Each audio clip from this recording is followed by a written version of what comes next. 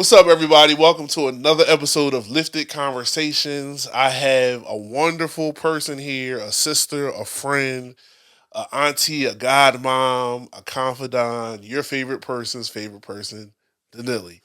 So, Danily, we're going to jump right into it. Now, I know you, but I want them to get to know you. Yes, yes. So, first and foremost, I want to know, where did your story begin and what was your upbringing like? Where did it begin? Okay, so I was born in Dominican Republic. Um, yeah, me and my sister were both born in Dominican Republic, so our story starts there.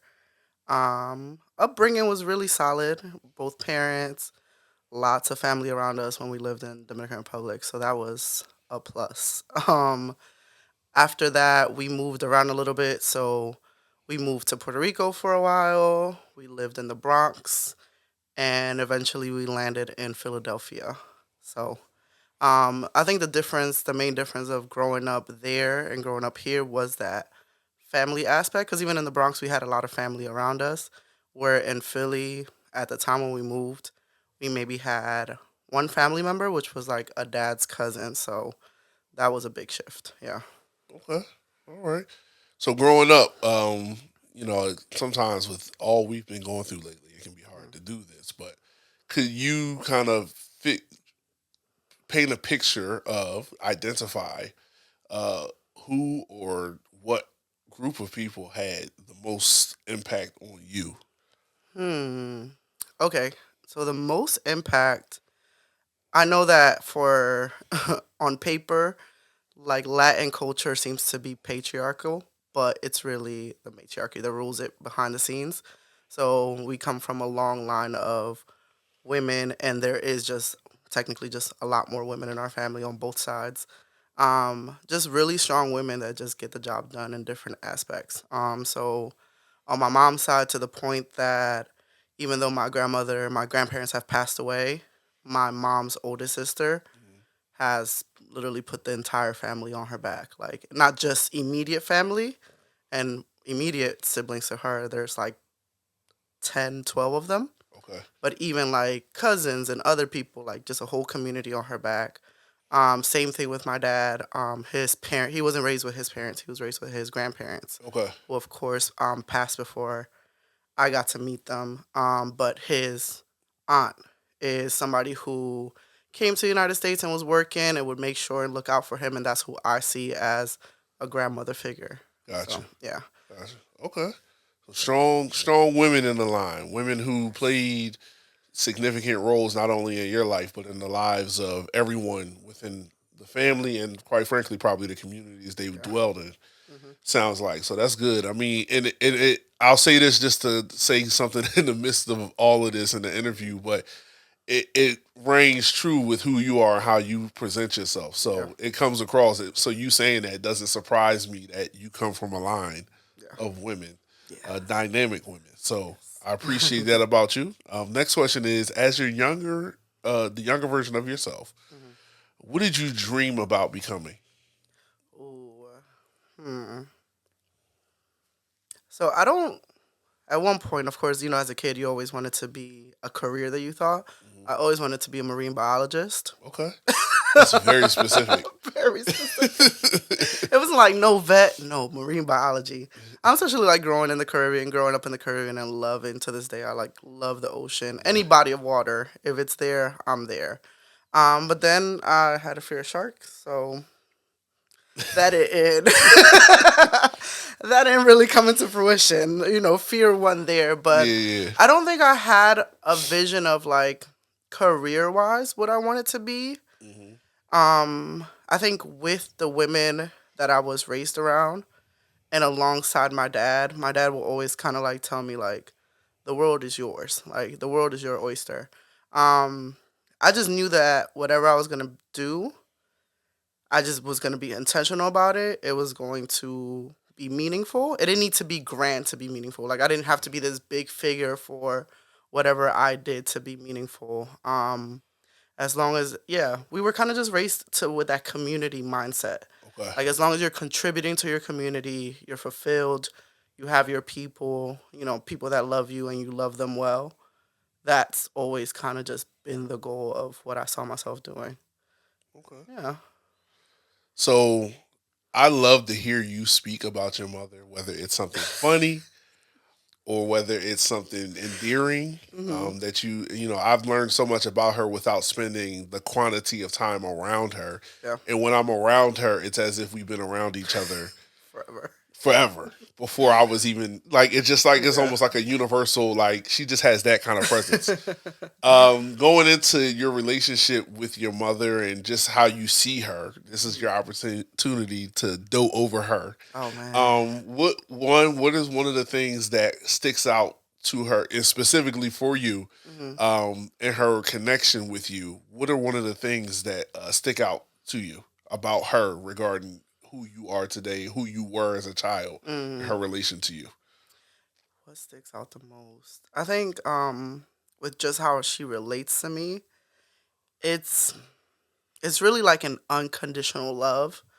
And even like, we have parents and you don't want to disappoint them. You don't want to, do things that will upset them. With her, like I knew that like it was unconditional. And because it was unconditional, it made you want to act right. Cause it's like, wow, like I don't want to disappoint this Yeah, person. Even though I can't disappoint her. yeah, I don't want to bring her anything that's a negative. I don't want to give her any headaches because she is so great. And she just has that for, even though at times it would be frustrating as a kid or like as a young adult, because she just gives. It doesn't matter what this person has done, how they've acted. She's unconditional. It yeah, doesn't matter what you do, whether you act right, whether you don't. She's going to love. She's going to show up. She's the definition of shirt off your back. I've seen her literally. You know, there's been times where like people might not know that things are tight or X, Y, and Z, and somebody stops by the house and they want to she cooks. Everybody that knows my mom knows she is probably the best cook that you've ever had. And I know that behind the scenes, like things are tight, and dinner was like we're pulling strings to get dinner. yeah, And somebody will just randomly stop by. She will give them the food, even if that means that she probably ain't gonna eat that much, if anything, yeah, that day. Like I've seen that. And I think at times it would be frustrating because we're like, girl, tell them no, or like we don't got it. Like be upfront. But and I've just seen God continuously bless her. Like we've never been without. Even when things are tight, we've never been without because of who she is. yeah. Yeah. Okay, that's good. Now, same question, but for your Mhm. father. Okay. My dad, huh? What was the question? Like what So, about him? so what about him in relation to you specifically? Uh Is something that stands out, and then kind of add a twist into you because we're moving into the mhm. identity portion of this conversation of how it shaped your identity. If you want to loop back and kind of loop that into Mhm. your My mom mom. too, but kind of give a spiel about your dad and Yeah. then go into mom. Yeah. So for my mom, the way that how she is ties into who I am is, yeah, there's times where, I can't help but care. Yeah, Like even when I'm like, this person doesn't deserve it, like yeah, in my flesh, I'm like, but I can't help. Like then yeah, eventually, like 2 seconds later, you're like, I'm still gonna do it. Like yeah, because that's just who I am. Even like I know there's times where I was like, I wish I did people how they did me, and it's like I couldn't if I wanted to, and I don't want to be that person either. So it's yeah. just like I'm gonna show up even if you don't show up for me because that's just who I am, and I think that helps me like sleep at night. I don't like holding grudges. Of course, I can be petty, but and for my dad, I think I mentioned before, like he kind of raised me with, he knew he wanted like strong women. Yeah, So funny enough, my dad only, he did go to college, but because of his family, they're like I said, he was raised by his grandparents who are of course older. yeah, Money was tight, so he couldn't finish. yeah. Where my mom received a doctorate in Dominican Republic. Okay. So people think because me and my sister are highly educated that we get that from our mom. And while my mom was the vision of it can be done, my dad was the like, for me personally, was the wheels behind. He always kept a bookshelf of books that I would just like look through and read, and like he would write these very like descriptive, like poetic things about the book. Like he would write a summary about the book in the front page of it, Okay. and I would read that. He was very meticulous about like work and homework. Yeah. and like his handwriting. My dad's handwriting, like natural handwriting, looks like calligraphy. That's how serious he takes things. Like he'll take his time. Yeah. So his driving force was that of the world is yours. Like he wanted strong women, and he wanted you to know that whatever you want to do, you can do. Like you, like he just yeah, you're that girl. Okay. So with him, it was just a matter of um, put your mind to it, do it, and it's available to you. So that's what I get from my dad. Okay. And I think it comes from his lack of like he had a lot of ambition, like school wise, that he wanted to do because he was in school to be a lawyer. But he loves to this day loves politics. Oh, if you want to have a debate, especially about Latin American politics, yeah. Like as a kid, when everybody found out like in a few years ago that it was the U.S. behind 9/11, like I knew that during 9/11. Yeah. Like we had the books, we had the thing, we had the knowledge. He was like, yeah, oh, he knew that. Yeah, I knew that Osama bin Laden was hired. He used to work for the U.S. and all that. Back Yeah. then, Yeah. because of him and his knowledge. Like, so he's very smart, Hmm. extremely smart. So he kind of pushed us to be the things that he couldn't have because Yeah. of the financials and the stuff. So yeah, he definitely was the you could do whatever you wanted to do. Okay. Yeah. All right. Well, that's good. That's good. So that kind of really segues us into Hmm. just personal growth and identity. And that first question is going to be, when did you really start to understand who you are? Oh wow. I think it came during little pockets of life. So the first pocket would be moving to like not necessarily the Bronx, America, because the Bronx is we were Spanish people, like we just talking English. Yeah. Same community, same feel. I'm with all my aunties. It's the same thing, just different country. But when we moved to Philadelphia, coming into the school, it was interesting because I think it was like learning that in America, like I needed a lot of labels. Yeah. So it's like it was all about labels, whether from clothing, you get made fun of. Like I remember, like I remember a kid getting made fun of because he had K Swiss, and I think K Swiss was what 5 stripes, Uh, 4 or 5. It was four four or or five. five, It something had like more that. than Adidas. Yeah, It had more and than how Adidas. many did what's the store that the lower brand? What was that store that everybody used to go to and get like cheaper stuff? Why can't I think of it? Oh, Payless. Payless. Two. Two. It was So two Payless was or two, yeah. Adidas was three, and I think Cases was five. Yeah, okay. And that was like something that I had to learn quick. Like, oh, two is trash. Five is still, even though it's same price, trash. You want three.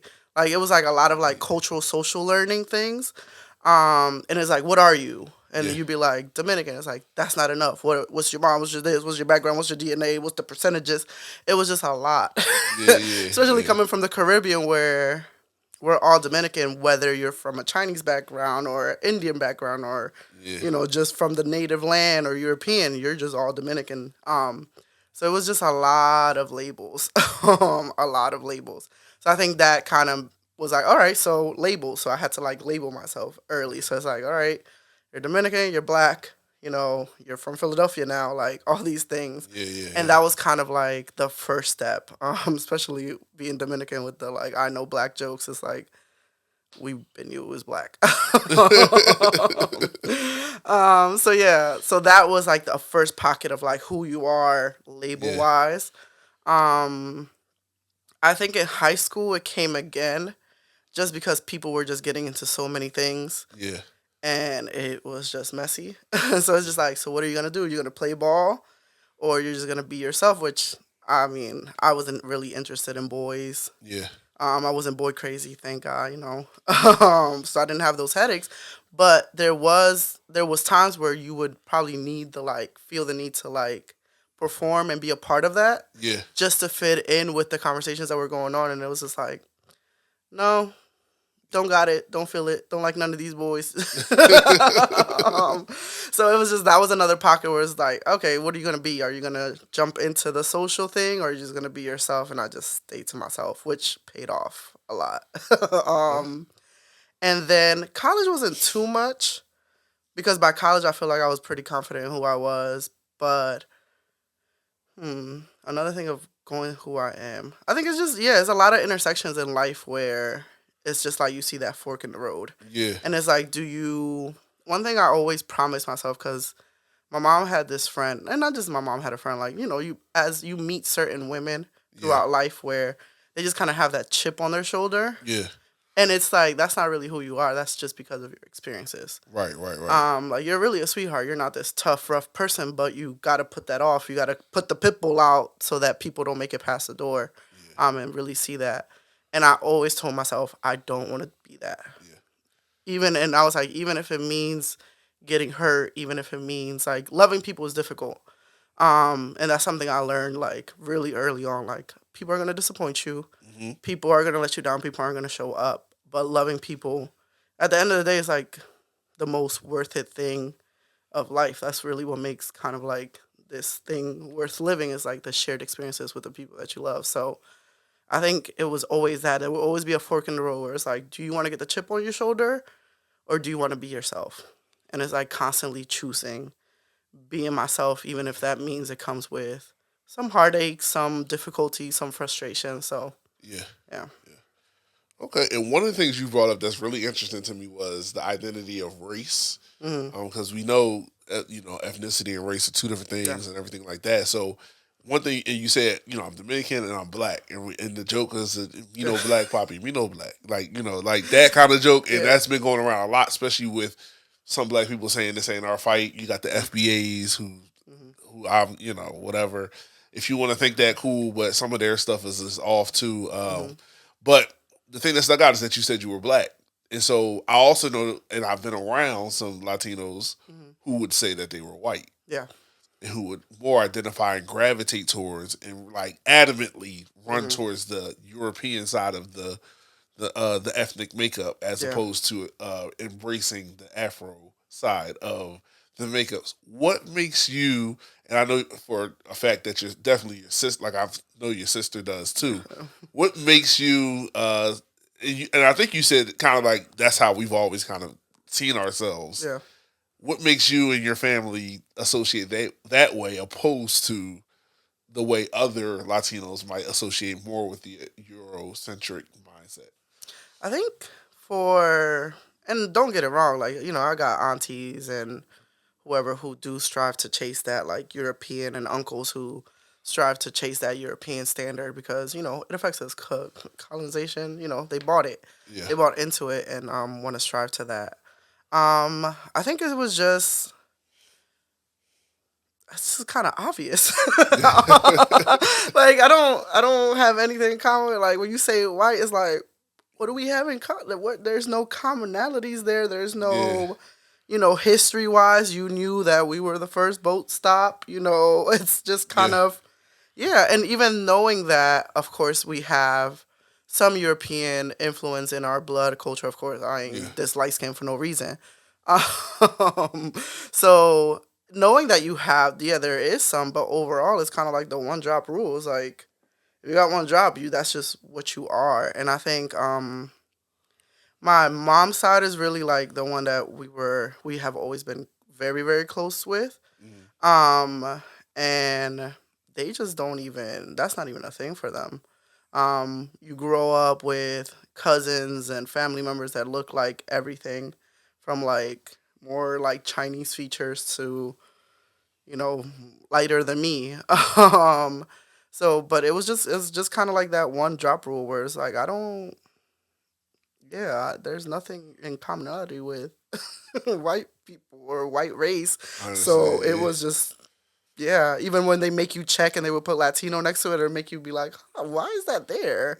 Like, just knowing that you check, like, sometimes as a kid, I would just, because being Caribbean is just, we're just so intermingled with different races and ethnicities, I would just have fun with it. Sometimes I would put like Hawaiian. Sometimes they put Hawaiian up there. I'll check that off. Yeah, I'm feeling a little Hawaiian. Feeling a little Hawaiian today. You might be more Yeah. connected from an indigenous standpoint to Hawaiians than Europeans, honestly. Exactly. So I'm just like, whatever was like, if they put a funky option there, I'll be like, yeah, I'm feeling it today. I feel Yeah. like I feel ricked. Yeah.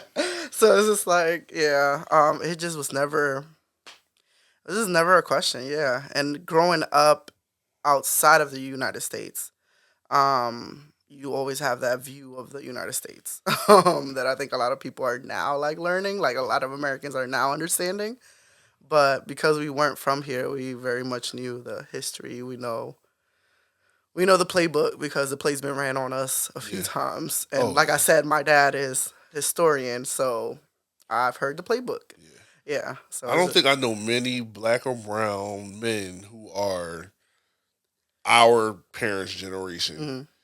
that aren't somewhat into politics Yeah. because it's almost like a survival thing. You have to Yes. understand You have to. It politics affects you. because it affects you every day. So when Yeah. people say, "Oh, don't get political," just being black or brown does not just makes your life political. You're political. Like it just makes your life Your birth political. was political. Everything about Yeah. your birth, just you being born, your Yeah. ancestry that preceded you, everything is political. So it's like you saying that resonates because Yeah. I don't think I've encountered many older black men that Don't have that a aren't choice. political in some way, Yeah. shape, or form. Yeah. You And don't have a choice. and they be knowing what they're talking about. And Hmm. a lot of the stuff that we're seeing be exposed right now about this very a group of elites Yeah. and just the whole lineage of elite families and stuff and the stuff that they're into, the stuff that we're getting that is getting exposed to the rest of America, Yeah. particularly white folk, is stuff that our parents or like their parents have already been talking about and Yeah. saying like this Yeah. person's with this, and what they say is, oh, they're conspiracy theories, and it's like, are they, or is just the truth just hasn't caught up yet? Like, Yeah. and right now, This is like just the give it some truth is just time. catching up. Give it some time. Exactly. Yeah. I was somebody was shared in one of our group chats. It was a video and somebody's like, are y'all not reading the files? They're doing X, Y, and Z. Like you should be like they're running down the separate things. It's like you're not mad enough. You're not like angry enough. And in my head, I'm like, you're only angry because it was little white girls. They've been in DR. Like about the trips that old white men take into DR, into the Passport Philippines, Bros into is literally that. some of y'all are still passport bros, even if you're of color. Stop it. Exactly. Do better. Exactly. Um, Y'all go to these places that don't have any regulation and they do yeah, all these things and there's even people in those places yeah, controlling it and benefiting off of it, no matter exactly. how much it's hurting their own people. Hmm. And y'all go to these places because y'all can't get y'all think, well, I won't get in trouble, or y'all don't even y'all know y'all doing something wrong, and then Exactly. y'all Y'all just doing it with adult women who like, I mean, the oldest profession, yeah, and these people are doing it with children who are. right. But the goose, the gander, if we support this, is one of those things where it's like, if you open the door to one thing, if you give a mouse a cookie, he gonna want some milk. And so it's like, you think this is okay just because you're dealing with grown women or Yeah. whatever. There's people doing it with young women. They just keep getting younger and younger in their taste. Yours just might not be that, but it opens the door. Yeah. Yeah. That actually is it brought up something I had to ask you as a woman Hmm. and having to live this life as a woman. Hmm. What is something you could say to men right now in the way that we comport ourselves? And even if you want to address it to men who come off as good men, like, oh, they're good men, Oh, those are the but they worst. don't speak up. But they don't do this, they don't do that. What is something that you could say as far as from your experience as a girl, a teenage girl, a young lady as in college, and then beyond that point up until now, like that you could say from your experience, like, hey, let's stop doing that, or hey, could y'all be a little more of this? In general, just because, not Hmm. because you want a shot or because Yeah. you want this, but just because this is what society and women need from men. Yeah. I think it comes with I get that men because the line is everybody knows a woman who's been assaulted, sexually assaulted, but nobody knows a man who does it, and it's like the numbers don't add up. Right. So I think I get that accountability at any whether you did something that might be a little bit more minor than something else or somebody who did. I think it's that part of like guilt. It's like, listen, we all live in this life first. Everybody's made mistakes. Nobody's ever been perfect. Yeah. The only thing we can do is grow. Right. So like the waste is in going through something and not growing from it, not learning from it. And it's okay to admit. I think with men is not even supporting some of those behaviors when you see like your friend. Like even on a minor level, like yeah, you know, you come though you everybody has that one friend where you know that the girls are uncomfortable around. So it's Right. like have a conversation. Or also sometimes like then you know some people that do some outrageous things and it's just like don't birds of a feather. If you even if you're not doing it, just the fact that you're around that person, like it's not really teaching them that anything that they're doing is wrong because they still feel love, they still have community, they still have this, they still have bonds. Um where it's like, yeah, it's and it also teaches as a woman what it teaches me is to not trust you. Yeah. So even though you're not doing it and you're a quote unquote good guy, I still Yeah. can't trust you because if somebody else, you know, everybody always says the joke is like, oh, if anybody touches you, we're gonna beat them up, and it's like, you would if a stranger did something to me, but would you do that if it was your best friend? And I've been in That's situations crazy, and you're where, right about that. yeah, I've been in situations where people's friends have made like either myself or other women uncomfortable, and they still have a community around them, and it's like, yeah, but nobody's really talking to this person. I don't it's yeah, that's just weird. It makes you feel like you can't trust even if you're a good guy. I'm Yeah. not safe around you either. Um yeah, because as long as it's a stranger, everybody riding. Yeah, it's easy to beat up a stranger, but when it's Yeah. somebody that you're looking at that hurt somebody else that you love, it's like, hi, that's when it gets tricky. That's when we really got to stand on something, That's facts, and that's when it's hard. and that's Yeah, when it is the most difficult yeah, because then you start to think like, oh, that means, especially if you got time in with the person, you start hmm thinking like that means this. But I think where as men where we have to get to is a place where we have morals that can't be broken no matter who, exactly, no matter who ends up on the other side of that. So if it's exactly. like, brother, you either got to take accountability fully and really like apologize and repent and really be restored. Like there has to be a whole process of you being restored back to Yeah, this community. back to this community. It Yeah, can't just be, oh yeah, well, he made a mistake, he did this. It got to be exactly. like he got to say this, he got to Yeah. own up to it, he got to apologize. He has to then show that he has learned that what he did was inappropriate, wrong, it was out of bounds. That has to be shown. So it's important, I think, as we think about women's history Mhm. and we think about the things that women have been through. It's important for me to be able to give a voice so that you can make a statement like that Yeah. because it's true. We as men, it's not enough just to be good. Like it's not enough for you to feel like, well, people are safe around me. It's like, yeah and no, because you don't speak up. Yeah, yeah. If you don't speak up, no, you're not safe. You're not You're not safe safe. because you're You're not letting safe. it happen. You're just not doing it, but you're like, I didn't do it. Exactly. Yeah, and I think it's what you said is like even letting the person who did this know that there is a restoration. Like you can come back into community Yeah. because I think that's what makes a lot of people not want to admit to their faults because they think they're going to get shunned forever. Yeah. I'm not ever for that. People will grow, people develop, people learn, Right. but it's like letting them know, yeah, there is a process, but it's a process. Yeah. It's a process where if we just kind of like shrug it off and leave you in community, it's kind of like the elephant in the room.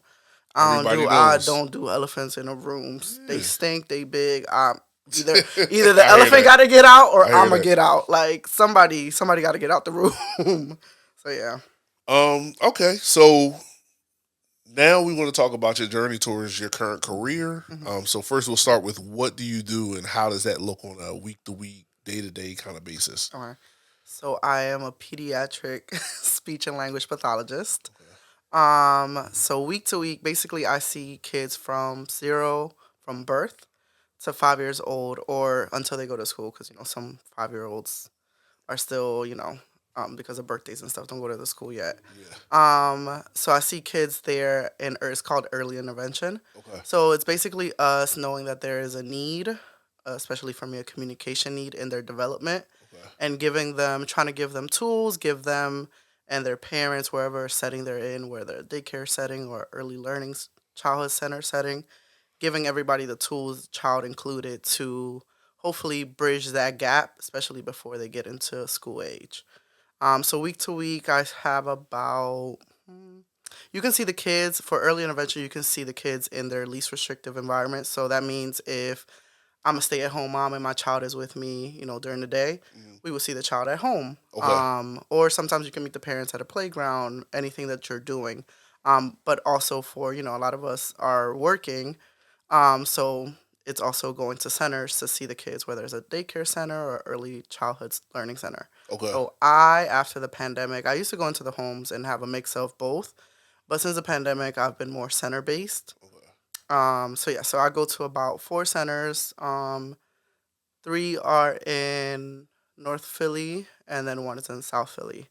Because for me, and I guess we'll get into that as we get into the details, it's important for me as a Spanish speaking speech therapist, which is not many of us, especially in the city, and then especially working with this population.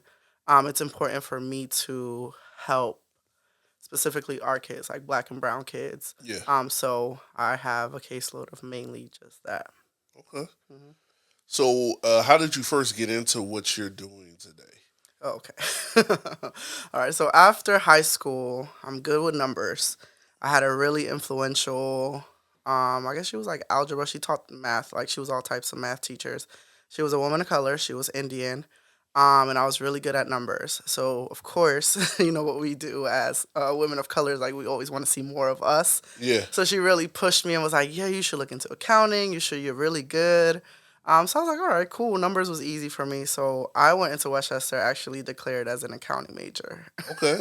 Wow, that's a vastly I different jump. path. I Yeah. jump.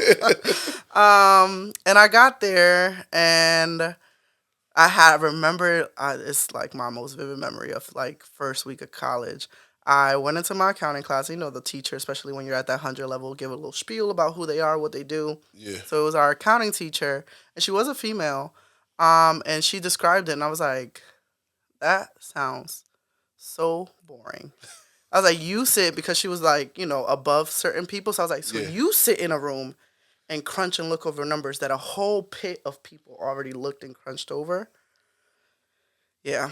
And like I said, I'm really about community. So I was like, could I do it and make money? Yeah. Yeah, I could. But will I enjoy it? Probably not. So then I got it. I still finished the class. But then I got that good old faithful purple book that we got at Westchester with like all the majors, and Yeah. Yeah. it tells you all the classes that you need for each major. And I was just kind of like funneling through. Like I made a list of things that interest me, or things that I needed. One, I needed flexibility. That's just me in life. I need flexibility, period. So whatever I did, I needed some flexibility. I needed something to keep me entertained or keep me on my toes. And even so, it couldn't be something I was just good at. It had to challenge me Yeah. in order to keep me intrigued and keep me in it. I really like community. I like different cultures, like things that just interest me. I made this list. And I was like looking through the book. I saw speech and language pathology. I was like, what is that? That is something I've never heard of. So I read it and it stuck out to me and it looked interesting. At that point, it just looked interesting. I was still in my accounting classes. And I remember, after your first year, a lot of us, once you got a little winter break, you run home to your old high school, visit your teachers. So I did that. All my most influential teachers, it wasn't until that moment that I realized, had been English teachers. It was either English teachers or my ESOL teacher. Okay. They were the most influential over who I was as a student and as a young woman. So I was meeting with Miss H. Still love her. And Miss H this is when the school district was really shifting into, what we are seeing now, the deficits that we're seeing now. And I think she made a comment about like I knew I should have went for speech therapy in college. And I said, so that's the second time it came up. And I'm like, okay. So I asked her, I was like, why do you say that? She was like, because it has the influence of, for her as an English teacher with some of the things that I listed, whether it's the flexibility, whether it's the community aspect of it. And I was like, interesting. I talked to my ESOL teacher, went just to visit.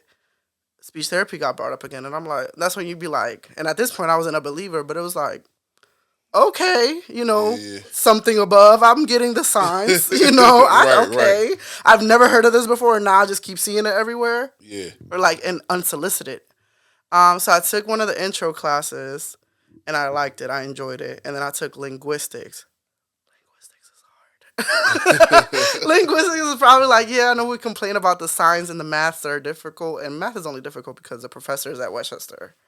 I don't think anybody has had a good math professor at Westchester. You kind of have to teach yourself. But linguistics was really challenging in a really interesting way. And I had a teacher who was actually French teaching it. Like she was to the point that sometimes she would be teaching and she would forget a word in English. Um, but because we were learning about linguistics, it was funny how you could even apply linguistics rules, some of the rules, to what like all the different languages, and you could kind of like navigate. And I just thought that was so interesting. So it kept me on my toes. I could work with communities from birth to to death, unfortunately. So that's flexibility. I could work in different settings, whether it's early intervention, where it's wherever the kids are. You could do schools, you could do hospitals, you could do nursing facilities, you could do outpatient. So I like that. So it just really kept me on my toes and kept me interested. So yeah. Okay. And then, do you work for yourself or do you work for a corporation, a company, an Right. organization? Yeah, so technically I am self-employed. Okay. So I'm 1099, but the way that early intervention works in Pennsylvania and most states, the services are paid by the state. Okay. So because of that, billing, and if you know anything about hospital billings, even though I saw a kid today, I don't get paid for that session until like a few months later. Okay. And one thing I knew about myself is I am not an entrepreneur. Like I want to live life. Yeah, yeah, Me yeah. and my friend Tiffany, me and my sister always say capitalism is not my wet dream. Yeah. It's not. It's not. I want to do my job. I wanted to make enough where I can live life. Yeah.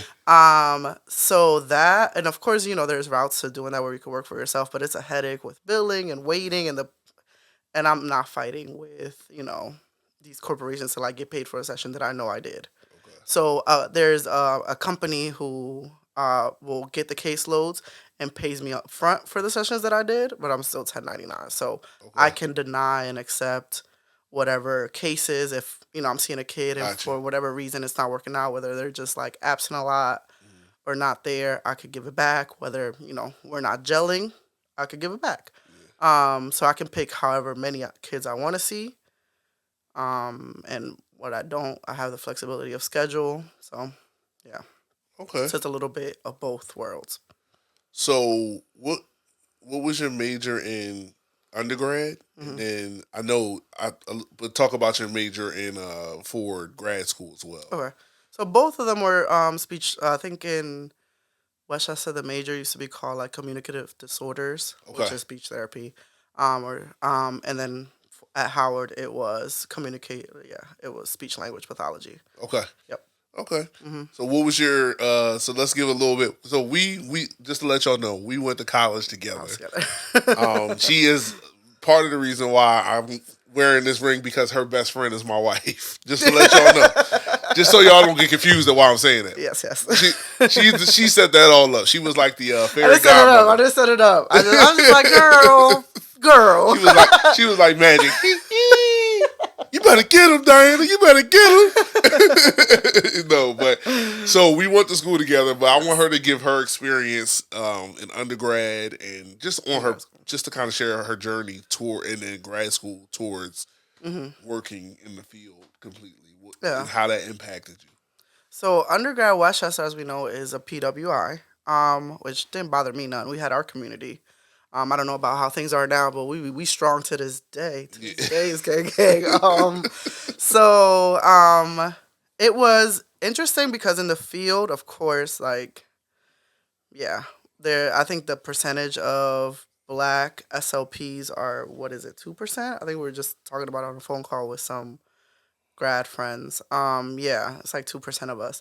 So it was interesting because Westchester, like I knew I wanted that career and I knew it fit me. Um, but it was difficult because you don't see yourself. You don't see yourself in that, at least not at Westchester. Like all of our professors were, white. Usually, white women is the entire field. We had one male he was older, he was white, and usually if you see males, they're more towards audiology.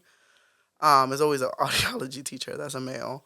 But yeah, so it there was times where it's like, is this really for me? Kind of like that imposter syndrome, because it's like it was really not one of us. And then finally, I think it was junior year, we got a teacher, and she was an adjunct professor, and she was Jamaican, and that's my girl. So I was like, okay, and it's really important to like you. It's really important to see yourself like, or to see somebody who looks like you, or thinks or behaves like you in your field or in something, for you to feel like, that okay, I'm doing this, I belong. So Westchester, it was actually like really, it was relaxed, but I think, and also just because of who I am, I think speech therapy students, wow, you guys stress yourself out. And anybody that knows me, that is just not who I am. Yeah, I'm yeah, just like, listen, I'm a study, but by 12 o'clock, I know what I know. I'm not, if I don't know it, I ain't gonna know it in 2 more hours. Now yeah, I'm gonna fail and be sleep deprived. Like, I gotta pick a struggle here, where they could just be like, and even in grad school, be like too freaked out. So that's one of the places where like knowing yourself and the identity kind of came in, because it'd be like, wait, am I not doing enough? And it's like, no, I'm getting these A's just like y'all. yeah, There's no need to stress myself out. So Westchester was really, it was good because it made me like stick to it and like define that I belong here. And then like going to our board, our governing board is ASHA, and they have a convention every year and it's huge. You go to ASHA and it's like more. It's yeah, Westchester, like, but bigger. yeah, yeah, It's more of people that don't look. I remember like the first convention that I went to. I remember it was in Chicago. I remember just sitting on the floor with this thick convention book with like all these presentations that are happening. You're trying to map out what you want to see, and just feeling overwhelmed and feeling like let me just go enjoy Chicago, because I don't know if I'm supposed to be here. yeah, yeah. But that's where Howard comes in. So there was actually, and when I went to the convention, it was after I graduated Westchester. So I graduated Westchester, and I was looking for a master's program. And there was like interviews. My sister went to school in DC, and just to say on record, I followed my big sister everywhere. I followed her to FLC, which is our high school. I followed her to Westchester, and she went to grad school in DC. And I would go visit. I was like, I want to live here. So let me find a grad school around here. So I was actually looking at the University of Maryland. They had a good program, and it's still in that DMV area. So while I was waiting to, they were having kind of like a um, grad school, kind of like, I forget what it's called, like when they're like date where you kind of go around and learn about all the different programs. And I was waiting for the woman from University of Maryland to finish speaking to another student that she was speaking to. And I saw the Howard table, and I said, because I had looked it up, and they didn't pop up as one of the, their program didn't pop up. So I was like, wait, y'all got a program? Went over there. I met Dr. Ellie. Dr. Ellie is of Haitian descent, so already. Um, and we just started talking, and it was just like, oh wow, I feel like home. And some of the things in speech therapy that interest me were research. Like, you hear these like really, and everything serves its purpose. Like, really deep research things where it's like, I want to figure out the laryngeal, whatever, this, and that, and the other, what the speaking rate of 60. And it's just like, I'm sure this is beneficial to the field, but this is boring. And Yeah. somebody's research was actually about dialect. Okay. So things that interest me, community, culture. So I was like, oh, okay, there is space for us here, and there's things for us to, things that make sense. Yeah, yeah, yeah. um, so, or that interests me, because everything makes sense. So yeah, so I ended up talking to her, and honestly, by the time I was done talking to her, my dad part kicked in, where it was like, that's what you want to do, that's what we gonna do. You Yeah. gonna get in. I didn't even end up talking to the lady. I only ended up talking to the lady from University of Maryland, because she knew I was waiting. So when she was done, she called me over. But I didn't care at that point. I was like, I know where I'm going. Yeah. I don't think I talked to any other schools after that. And I applied. I got it in. And the beautiful thing about it is, we went to like an orientation at Howard about the program. And this is before I was accepted yet. I just knew I applied. And Dr. Ellie right away, and, in a crowd of all these people who are interested into coming into the program, remembered me by name. She was like, oh, she was like, Danily. She was like, we met in Chicago at Asha. And I said, yeah, you already like You please, had me. You please, had me in Chicago. please. Now you You locked had in. like we locked in. You what's popping, Yeah. twin? I love him. So yeah, so it was just kind of like you're locked in. And yeah, and little I actually found out that I had been accepted that day at the end of the day. Um, but it wasn't official. Like, oh, they were kind of like, oh, just to let you know, like you're in. We just got to send the official letter, and I was just like, that made my day. Yeah, I think I called my mom from the bathroom, like crying and yelling and screaming, that I had got in. And how the Howard experience period is just different. Every class you not only learn about the subject that you're learning about, you're learning about how it directly affects our community. They tie it back to the history. So everything is a history lesson. It's not yeah, just, which is kind of how we were raised. So it yeah. kind of goes along with, what you've known your whole life. Um, so it was, and from there I have like, it was a cohort, about 20 of us. Still have friends to this day. We were just on a phone call, kikiing with two of them. Hmm. We're going on a trip, on a vacation. A group of us are going on a vacation. So it's just like, it just makes sense. So yeah, That's good. That's some good stuff. yeah. Um, I'm jumping into a related area to when we talk about community and impact. Hmm. It's all connected. So, how important is community or support in your life and journey? And support to me or me supporting our community? You could answer for both. Both. Okay. Yeah, Um. Well, one, my community support to me is everything. It's the fuel to everything that I do. When I don't always got it, it's the voice that's like, no, you got this. We got you. hmm, So, whether it's my sisters, whether it's friends that become family, community to me is everything. It's just it's what makes life worth living. It's like, yeah, I could live life, but if I'm living it by myself, it's like if a tree falls in the forest, like did anybody like if nobody right. heard it, did it fall? Yeah, So it's kind of like that thing. And the community, the help that I provide, I think one, it's that familiar face, okay. and I think that's very important when you're working with kids and people's kids. Yeah, I don't play about people's kids, whether they're mine, my friends. I don't play about kids. yeah, Um, so it's important to see somebody who not only is from your neighborhood, because I see my kids out sometimes or their families. hmm, It's important for them to see somebody that is part of the community here in Philadelphia, yeah, is part of your culture, whether that is Black culture or Latino culture, yeah. and somebody who speaks your language. Like I've been in multiple situations where somebody sees you and you see that they are trying to speak in their best English, and it's not out of your English not being good enough or whatever. It's just out of a comfort thing. Yeah. I speak to you in Spanish, and the relief sometimes that you feel in somebody's face is like everything. Yeah. So, and having somebody that they feel comfortable enough asking questions and not feeling like it's a stupid question or that they don't know something. My parents will call me about anything, literally anything. Some parents call sometimes just to like vent and let you know what's going on, like because it affects their child. Like we're a village. We're doing this together. We're raising Yeah. this child together. We're part of we're all play a part. So they want to let you know, like, hey, this is going on in the home. So sleep has been a little iffy. That affects sessions. That lets me know, like, oh, that's probably why they were a little off today. Yeah. So community and that is one, giving them resources that are not necessarily made available to them because the system always is trying to keep more money in their pockets as much as they can. For sure. So my job is to be like, hey, you could get this and that. You can get free diapers. You could get, and not even for the kid that's receiving services. You just have, they have a sibling who's 3 months old. Yeah.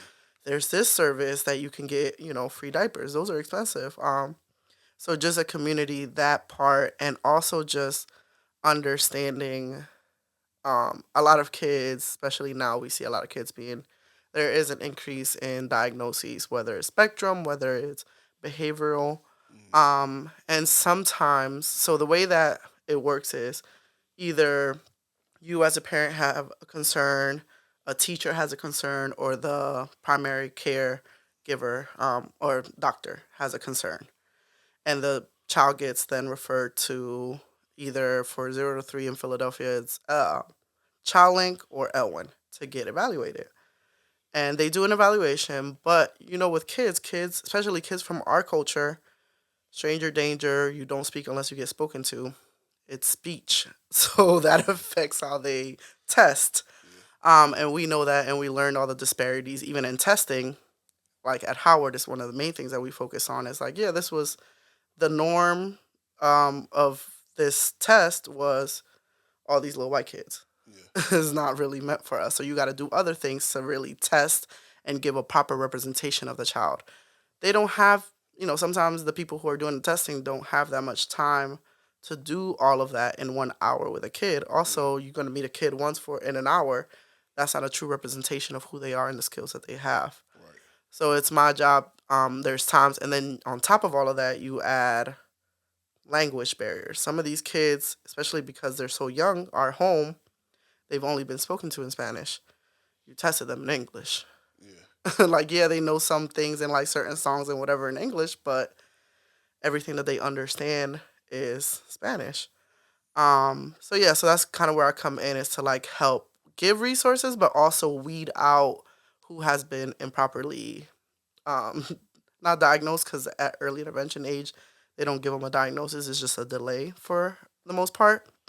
Who has been referred wrongly and don't need the services. I've gotten kids where you read a report and it says that they only, they might have said 2 words.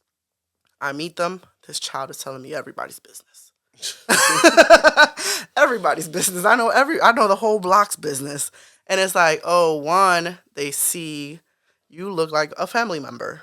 I can trust you. You're Yeah. speaking my language. Yeah.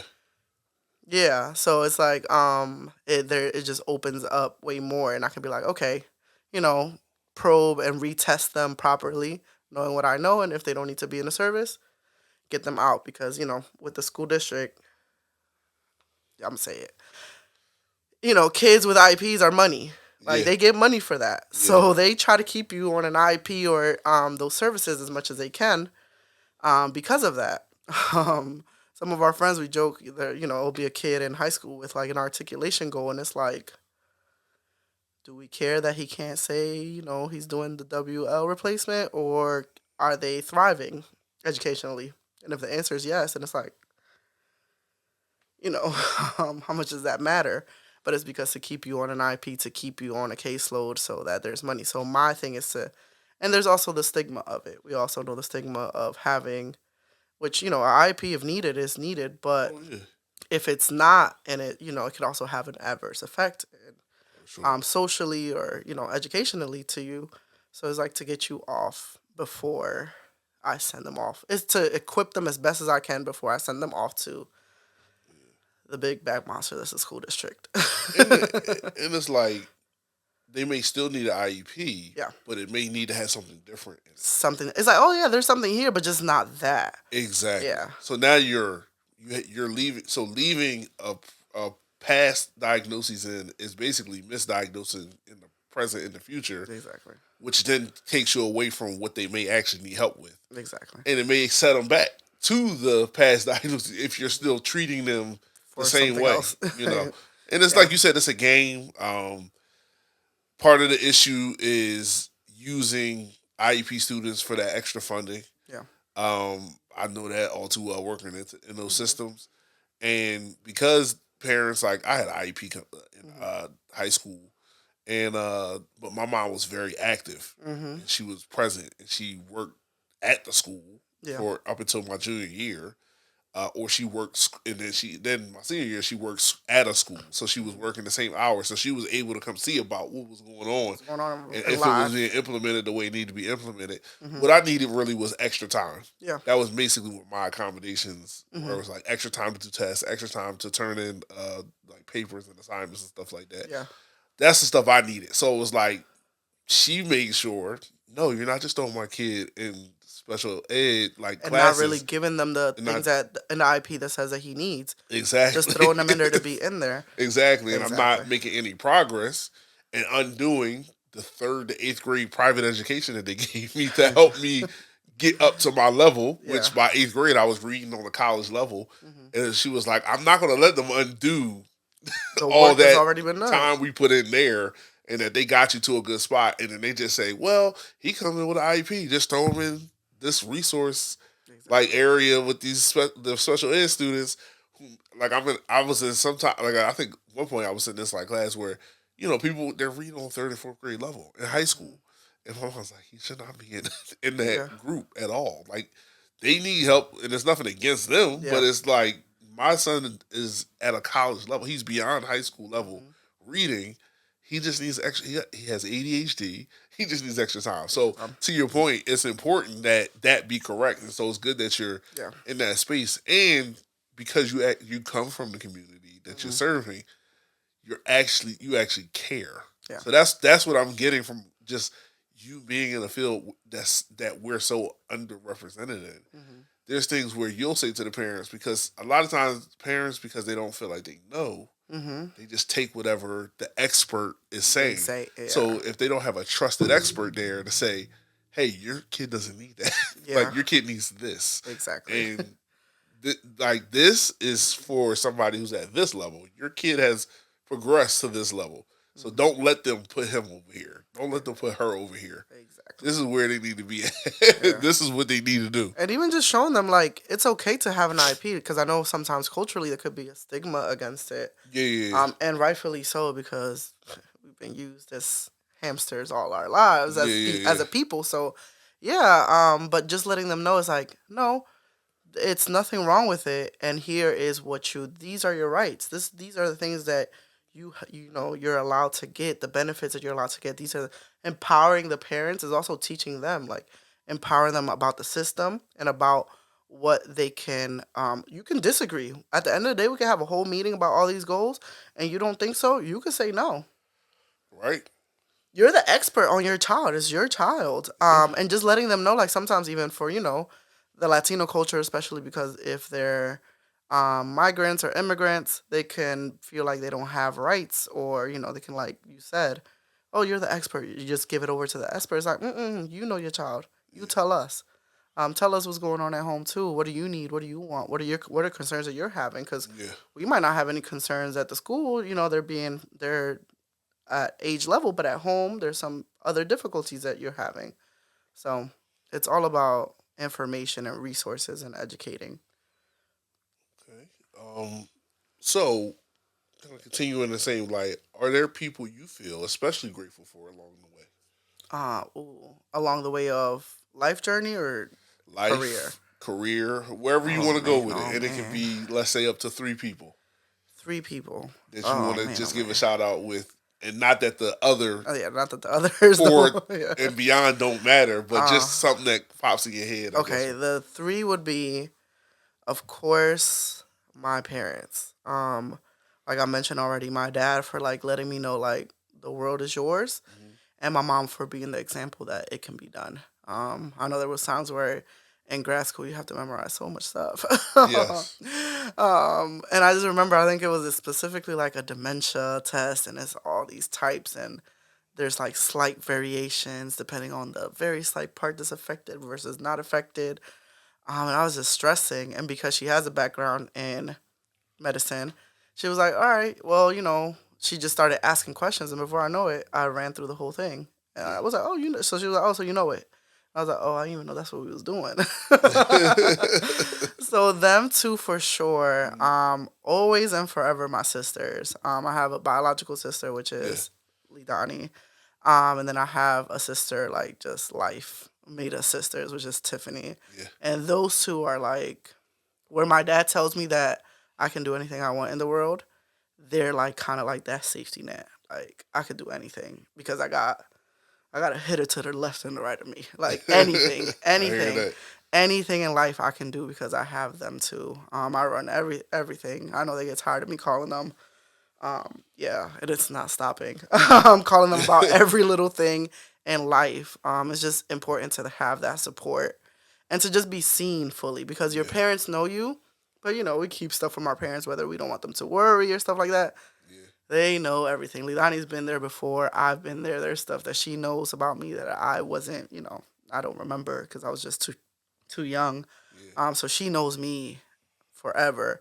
And Tiffany just gets me. Like it's just one of them things where it's just like she just gets and she rides. Like it's people that you know when you're not in the room, you're good. Yeah. Your name is good, and nobody ain't gonna play with you because they're in the room, even if I'm not. And then outside of that, I would say my cohort, especially like Irene and Shantae, because not only do we do life together, we work in the same field. Mm-hmm. So we can kick it about anything from life to, they have kids to work. It's Yeah. kind of like Yeah. they just know everything. And like, it's one thing to have friendships, but despite the distance, because Irene is in Maryland, Shantae's in California. And sometimes we don't realize how long it's been since we haven't seen each other in person Yeah. because we're always on the phone. Before this interview, we were on the phone kikiing. Like we call each other during the day to talk about life. And it's just important to have those kind of like, not only in this career, but in life as a woman of color, like spaces where you can just kind of like let your hair down and just say the most ridiculous thing you want to say For sure. Yeah, you can and be just be. safe or just be the most vulnerable you want to be or be the most real version of yourself. So I think those three, yeah, groups would be it. I like how you did that too. Yeah. I said three, and then you put two for the I first got two. six. You got six. You got. She waited 6 of them. If there's a loop, I'm gonna find it. I'm also a bad kid. That's why I work with bad kids. Genius. Amazing. No notes. Bigly. Bigly. So let's move into present day. Okay. How would you describe this current chapter of your Oh, brother.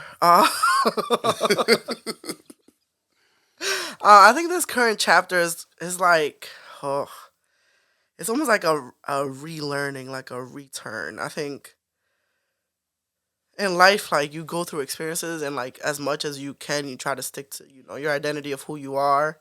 But there's a lot of learning that you've done, whether life? learning that was good or bad. And it's kind of like this chapter is kind of just stripping, but like just being your, like, I feel like I feel myself being my most honest self Okay. in the good ways and the bad ways and the ways I need to grow, but just returning to all of the things that I was like as a kid. Even when you're talking about who were you as a kid, and it's like hella silly, this and that, but also it's almost going back to the same places with new eyes. Okay. So it's like, yeah, as a kid I was this and that, and I really like that about myself, and I'm still though, like, I still am that way as an adult, even though it's a new way, but just being comfortable in it. And it's also like what we talked about earlier, kind of like a fork in the road where it's like, are you going to go this way or are you going to stay true to yourself? And it's always, picking that true to yourself even when it like hurts. Even when the world is like telling you differently. So it's like doubling down. So it's like a lot of relearning of things that you already knew, but just applying it to this age. Okay. So I think that comes with like, ugh, indulging in things that you like to do. Whether it's like, a lot of us, everybody started running, like Yeah. things like that, like just connecting with yourself outside of this kind of like very stressful capitalist structure Yeah. that we live in. Because it's not, I think awareness is good, but like, the media and everything plays games with us to keep us kind of like sick and keep us in a frenzy. Yeah. And it's like there's, finding that balance of like, yeah, I am aware of these things, but also I need to take care of myself by, if I want to sit and do a Lego set, I'm gonna do a Lego set, or I want to paint. So that looks different for different people. So I think that's where the present is, and also just like holding on to the hope that there's more to come. There's more Yeah. life. Like I feel like I've lived a lot of life, especially when you think back to like you lived in DR, like that Yeah. feels like a different life. Yeah. So it's also like, there's still more to come. So I yeah. like that. I like that. One of the things just popped in my head Hmm. that I was thinking about is I know you just recently moved Hmm. into your own place Hmm. after being with your parents. Yeah. I think outside of college, you in Howard, so like Yeah. that 6 year time frame, Hmm. everything else has been with family, parents, Hmm. Or like with siblings. Tiffany. Yeah. Tiffany, yeah, right, Yeah. right. You did do, you did. Were you with her for a year? like 2 years, 2 years. something like that. Yeah, Yeah. So for most of it though, you've been with your parents. This is your first time alone, right? hmm Moving out, like completely alone, no completely, roommates. no roommate, no nothing. How has that been for you? Oh, The good and the bad, the ugly, whatever um, you wherever you want to go. I I'm think sure it's there's probably a little interesting. of each. Yeah, there's definitely more of each. I'm definitely, when you ask people are they like introverted or extroverted, I'm definitely a little bit more extroverted. Like I could be just knowing that there's somebody else in the house or Yeah, in the space just gives me a sense of comfort. I don't know what it yeah, is, but it just does. Probably because that's just kind of how I've lived my whole life. yeah, So there's that part of it where sometimes it can get like really lonely, but it's like, in those moments you just gotta be like, okay, well, I've always also been the person to just do stuff by myself. So yeah, it's like, girl, go do what you used to do. Go on a hike by yourself, go on a random trip by yourself, go explore something by yourself. yeah, Especially in the area that I live, there's plenty to explore. Or just go see your people. Y'all live here, go see Tiffany or somebody come over, go to your parents.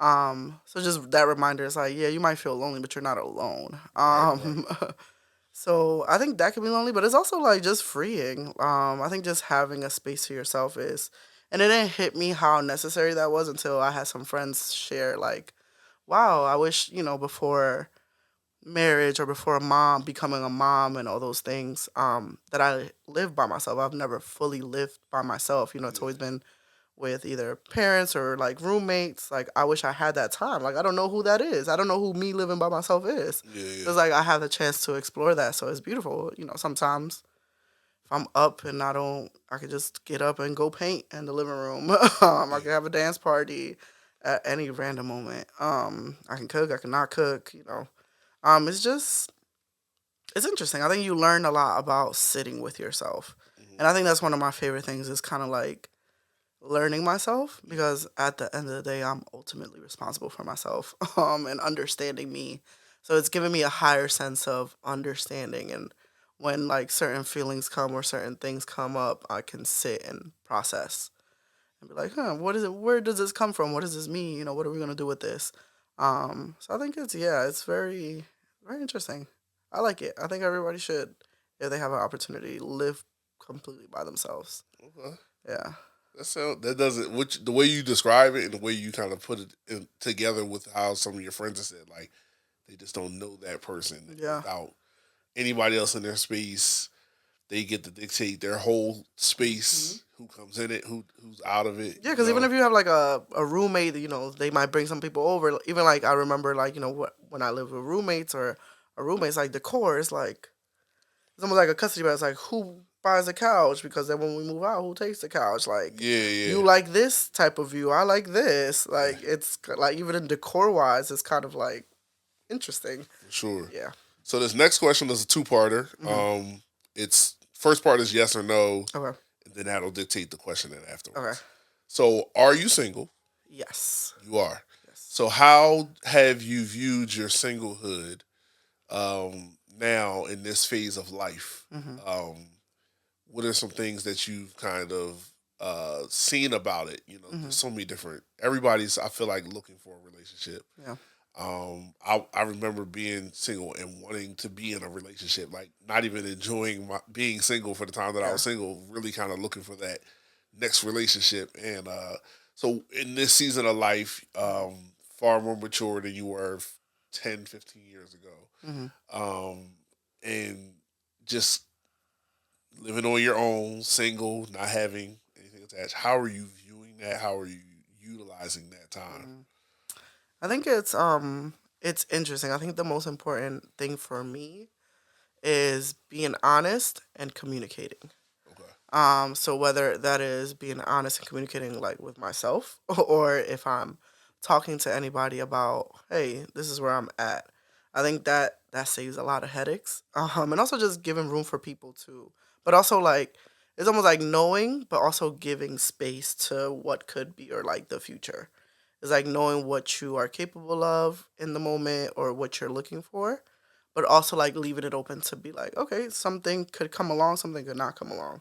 So I think for me, it's been hmm, it's being okay in the present while there's a future that you hope for. Yeah. Because it could go this way, it could go that way, it could go 1,000 different ways. I don't know. Yeah. Um, it's it's also always bringing myself back to the present. It's kind of like Inception, where they have the little trinket that like brings them back or like remembers, like grounds them. It's like Yeah. having that grounding thing where it's like no matter where life goes, with whoever or by yourself, like enjoy this moment, because this moment is right now, and there's gonna be times where I'm gonna look back and be like, "Dang, like I should have took more advantage of that." Yeah. That freedom that you had, or and that ability that you had to do that flexibility. So I think it's looking at it that way. I think it's, yeah, just people are looking for different things, and sometimes you think you might be ready for something, you meet somebody and you realize, hey, I'm not that ready. And it's okay, because people have feelings, and feelings don't have rules, they don't follow rules. So but just communicating that in the moment, like, hey, and just being able to stick to it. And it's difficult, because I think we're built to want, whether it's community or that relationship, like, to be in relationship with people. So yeah, you have that longing, but also being okay with where you're at. Yeah. Okay. And to close out, this has been really good. You've been giving a lot of great insight to me. Get me helping you get to know you better. As someone who I hold near and dear to me as family. Oh, by the way, this picture here is the Oh, gift it that is. she gave me after my father passed away. So yes, so that's the type of person Danily is, and this is why Danily's always good. And I'm gonna come see about you if it's a problem. I'm gonna let Yeah. you know Yeah. We if it's a ain't problem. gonna be quiet around here. We ain't gonna be quiet. We ain't gonna be quiet because I'm a bleeding heart anyway. So That's that's facts. that's the thing, and I'm a very big on justice. I hold myself to that standard too. So, but yes, the last thing I want to ask you is, or last two things. Hmm. Um, Looking back, Hmm. and this is a time for you to kind of really think positively about yourself and Hmm. where you've come from and where you are. What are you most proud of so far? Oof. Hmm. What am I most proud of? I am most proud of the fact that I show up as me. I think that's one of the things in life where it's like, whether you love me, whether you don't care about me, whether it doesn't matter where you fall on the spectrum, Yeah, it's me. And because of that, that comes with a certain respect, even when you don't like me. Because it's like, all right, she might not be for me, but she's who she is. I hold it down. Like, I think that's the one thing I love about me. Like, I'm a care. I'm a show up. Like I said, I'm going to. Is that part that I get from my mom? Was like, unconditionally, this is who I am. And I think, and I just communicate that. So it's like, you know what you're getting with me, which I think puts a lot of people at ease. I think my siblings laugh a lot of times where they're like, "We don't know how you got any friends. You're so blunt," or X, Y, and Z. And it's like, it's because people know where they fall with me. You don't have to guess. yeah, You don't have to be like, "Does Danily like me? Does she feel away? Does X, Y, and Z?" I'm gonna tell you. yeah. Or you could just ask, and I'm gonna tell you. If you really want to Yeah, if you really want to know, if you if you're really want brave to know. enough, be like, well, actually. um, so yeah, so it's just, I think that's the thing I'm most proud of, is I show up as me, and I also allow myself to, like, and that means growing and admitting, like, going back when I was like, I was wrong, Yeah, and going back and be like saying I was wrong, and learning from that. I think that's, yeah. yeah. That's one of the things I respect about you, and I think that's the perfect way for to end off the interview. Hmm. That's one of the things I definitely respect about you is there is no really guessing that No. has to be done.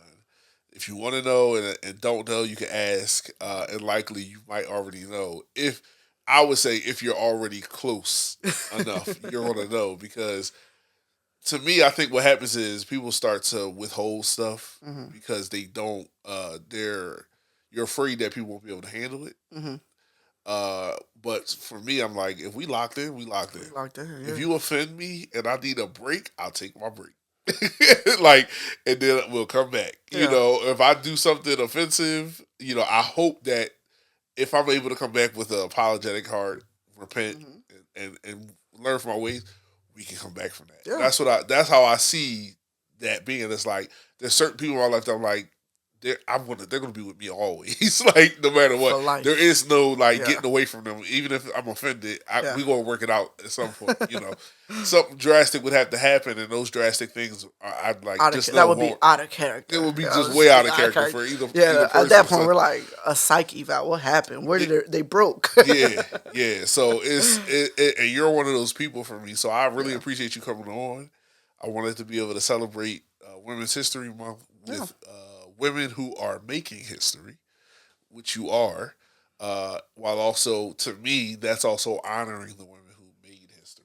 So Hmm. we talked about your mom, we talked about your relatives before, Hmm. your ancestors that are strong women.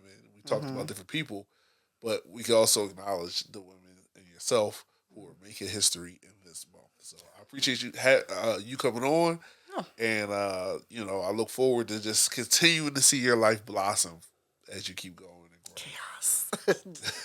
But no, thank you for like having this space. I think it's important to say thank you for making the space and like knowing that this is a needed thing or this is something that other people will benefit from. And I think I always give you that's one of the things like even when we first like met you or like getting to know you, it was like safe, like, and to find men who are safe and like men who are safe, not because they want to date you, because it's easy to be nice to people that you want to like Yeah. date or whatever. In that dynamic, it was like no, it's just like somebody who's just gonna hold it down because that's just you just have a good heart.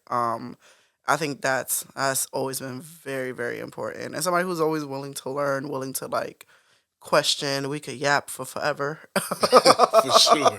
about any and everything. So it's just it. Thanks for always having that space, not just for me, but like I've seen you do it for women our age. I've seen you, of course, do it for you've been a coach and things, and now you have your own daughter for younger women and for even older women. I've seen you encourage and show up and support like people like your mom or other women who are older than us, and I think that's important. Like I know that as a woman, it's important for me to see myself and the strong women that I name, but it's also very important to get that support from somebody outside of a partner or somebody who's actually like a blood brother or a father.